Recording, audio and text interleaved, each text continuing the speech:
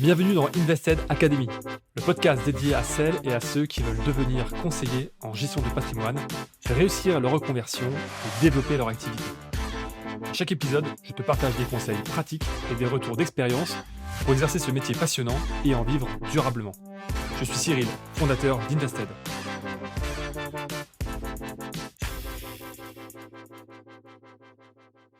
Alors, tu n'as peut-être pas de diplôme en finance, en droit ou encore en gestion de patrimoine. Et tu te demandes si tu peux quand même devenir conseiller en gestion de patrimoine indépendant à ton compte. La réponse courte, c'est oui, c'est possible, mais pas n'importe quand. Je vais te montrer le parcours exact et légal pour devenir CGP sans diplôme spécifique en France et en partant de zéro. La différence entre diplôme et habilitation réglementaire, les 4 grandes habilitations qui structurent le métier, les 3 voies d'accès possibles quand tu n'as pas de diplôme, un parcours concret, étape par étape, pour te lancer proprement. On attaque tout de suite avec le premier point, le fameux mythe du diplôme.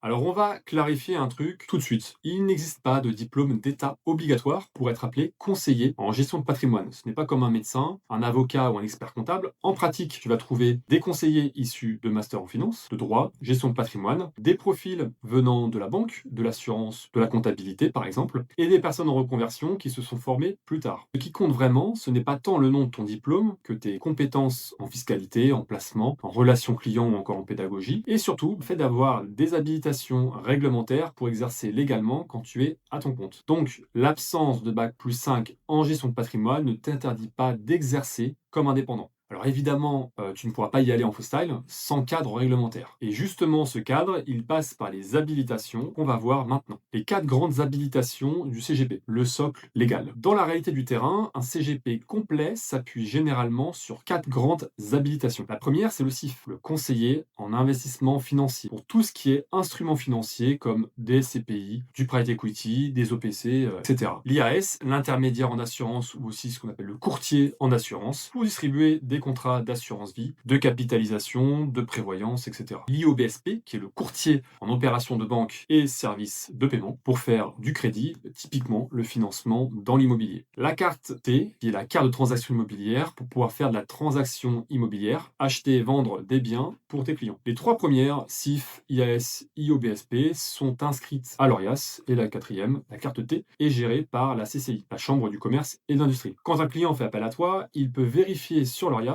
que tu es bien déclaré. C'est la base. Sans ça, tu n'es tout simplement pas dans les clous. Donc, la vraie question, ce n'est pas est-ce que je peux être CGP sans diplôme, mais plutôt comment j'obtiens ces habilitations si je n'ai pas de diplôme dans le secteur. Et c'est là qu'entrent en jeu les 3 voies d'accès. Pour obtenir ces habilitations, il y a 3 grandes portes d'entrée. La première, l'équivalence par diplôme. Si tu as déjà un bac+3, bac+5 en finance, droit, économie, banque, assurance, tu peux, selon les cas, être dispensé de formation habilitante pour certaines catégories. En revanche, si tu n'as jamais exercé le métier de conseiller financier ou de conseiller en gestion de patrimoine, je te conseille néanmoins de te former, car les diplômes, même s'ils t'autorisent à exercer, ne t'auront pas apporté la technicité et la maîtrise réglementaire suffisante. La deuxième, c'est l'équivalence par l'expérience. Alors, si tu as déjà travaillé plusieurs années en banque, en assurance, en crédit ou dans une activité proche, tu peux parfois obtenir des habilitations par reconnaissance d'expérience professionnelle. Là aussi, ce n'est pas le cas le plus fréquent quand on vient d'une reconversion pure, type comptabilité, administratif, ingénierie, commerce, informatique, etc.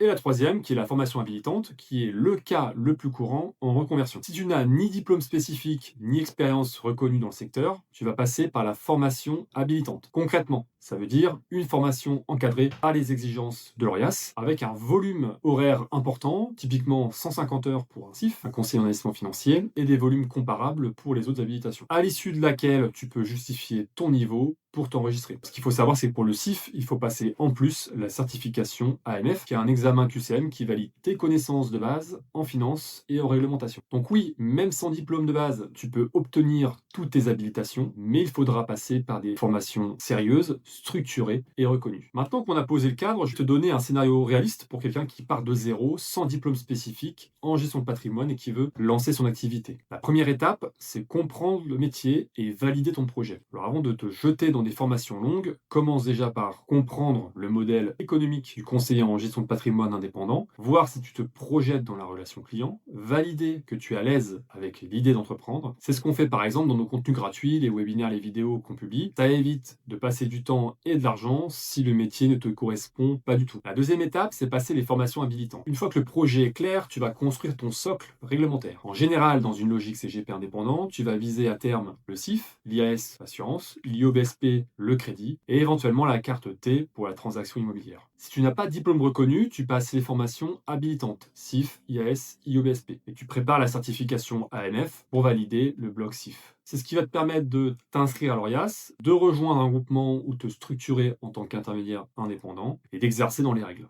La troisième étape, c'est choisir ton cadre d'exercice. Là, tu as deux grandes options. Te lancer complètement seul, avec un statut de micro-entreprise au début pour limiter les risques, puis une évolution vers une société SASU-URL quand le chiffre d'affaires augmente. Mais tu dois tout gérer, la conformité, les partenariats, les logiciels, les documents. C'est possible, mais très très lourd quand tu débutes. Ou encore, tu peux, deuxième option, rejoindre un groupement ou un cabinet qui est structuré. L'avantage, c'est que tu vas profiter des partenariats déjà signés, des assureurs, des sociétés de gestion, des promoteurs et des banques. Tu as un cadre conformité, un back-office, des modèles de documents. Tu peux te concentrer plus vite sur ton cœur de métier, le conseil et la relation client. Chez Invested, par exemple, on a fait ce choix. On accompagne les nouveaux CGP sur la partie réglementaire, technique et commerciale, pour qu'ils puissent être opérationnels beaucoup plus vite, même s'ils ne viennent pas à la base de ce secteur. La quatrième étape, c'est monter en compétences de manière continue. Avoir les habilitations, c'est le minimum légal. Pour être bon dans ce métier, tu vas devoir travailler sur fiscalité, par exemple, les placements, assurance vie, SCPI, immobilier, PER et j'en passe, la relation client et le commercial, la pédagogie, savoir expliquer simplement, le droit de la famille, la transmission, la succession. Les sujets sont très très nombreux. Et ça, ce n'est pas ton diplôme qui le fait, c'est la formation continue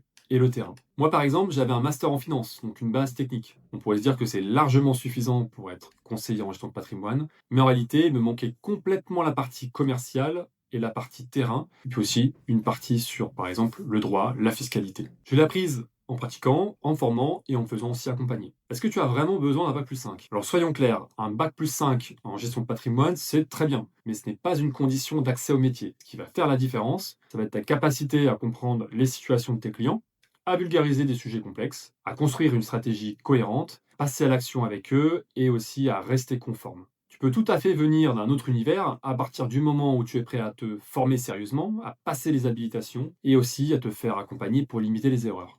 Alors pour résumer, non, il n'y a pas de diplôme d'État obligatoire pour être conseiller en gestion de patrimoine indépendant.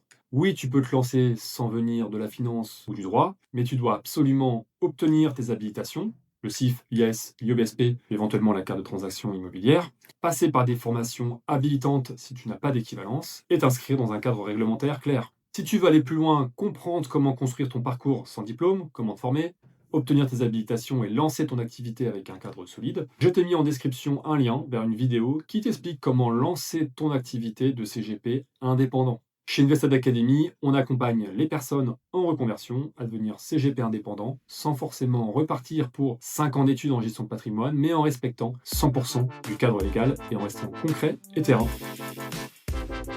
Merci d'avoir écouté cet épisode d'Invested Academy.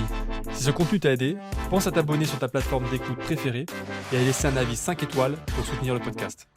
Et pour aller plus loin, retrouve toutes nos ressources sur academy.invest-ed.fr. À très vite pour un nouvel épisode.